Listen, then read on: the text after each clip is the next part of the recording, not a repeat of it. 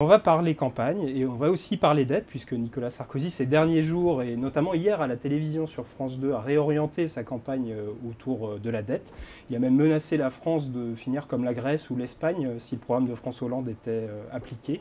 Alors avec 85,8% de dette et 90% ou presque 90% annoncés en 2013, est-ce qu'il est vraiment bien placé pour ce genre de commentaires ? Et vous le savez, la dette de la France est inférieure à la moyenne de la dette de la zone euro. Parce que l'endettement de la France, l'accroissement de la dette de la France n'est en rien une spécificité française.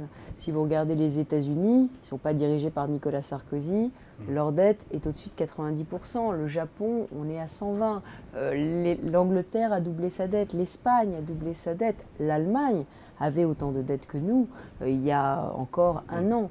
Donc en réalité, d'autres critères économiques qui ne sont pas non, mais les la mêmes. dette, elle est due à quoi? Elle est due au fait qu'on a connu une crise sans précédent, que François Hollande nie, mais qui existe, qui est réelle, qui nous a conduit à avoir un effondrement de nos recettes fiscales, et qu'en plus, pour gérer cette crise, nous avons augmenté nos dépenses sociales de 110 milliards. C'est ça le sujet. Et puis, nous avons aussi fait un plan de relance par l'investissement et un grand emprunt. Donc nous avons relancé l'investissement, nous avons creusé nos déficits pour ressortir de la crise. Ça nous laisse avec un endettement qui n'est pas une spécificité française, mais la priorité aujourd'hui, c'est le désendettement. Alors le 16 mai prochain, France Trésor va émettre sa première vague d'obligations après la présidentielle. Est-ce que la France pourra emprunter au même taux qu'aujourd'hui, c'est-à-dire 3%? Aujourd'hui, nous empruntons, et c'est tout un paradoxe, à des taux qui sont historiquement bas. C'est un paradoxe parce que vous voyez bien qu'il y a une crise de confiance et qu'aujourd'hui, tous les pays sont scrutés très attentivement. Les taux d'intérêt, c'est quoi? C'est le prix auquel les investisseurs sont prêts à acheter notre dette. S'ils achètent notre dette pas cher, c'est qu'en réalité, ils pensent que la France est une valeur sûre, que la France va rembourser sa dette, que la France va réduire ses déficits.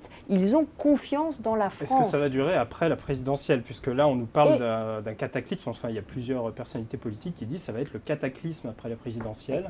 Tout le sujet est là.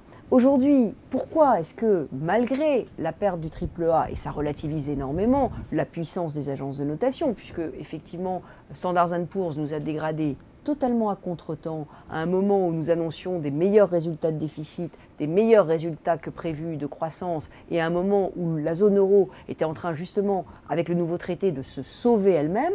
Donc Standard & Poor's nous a dégradé à contretemps. Après la dégradation de Standard & Poor's, les taux d'intérêt de la France ont baissé. Donc en réalité, qu'est-ce qui fait que nos taux d'intérêt sont bas?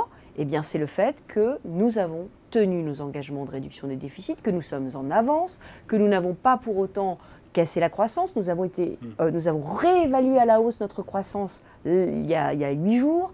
Donc en réalité, qu'est-ce qui se passe? Il y a une bonne gestion aujourd'hui du gouvernement qui est, j'allais dire, sanctionnée par des bons taux d'intérêt, mais ça veut dire tenir ses engagements. Les investisseurs, ils ont besoin de quoi? Ils ont besoin de confiance et de prévisibilité.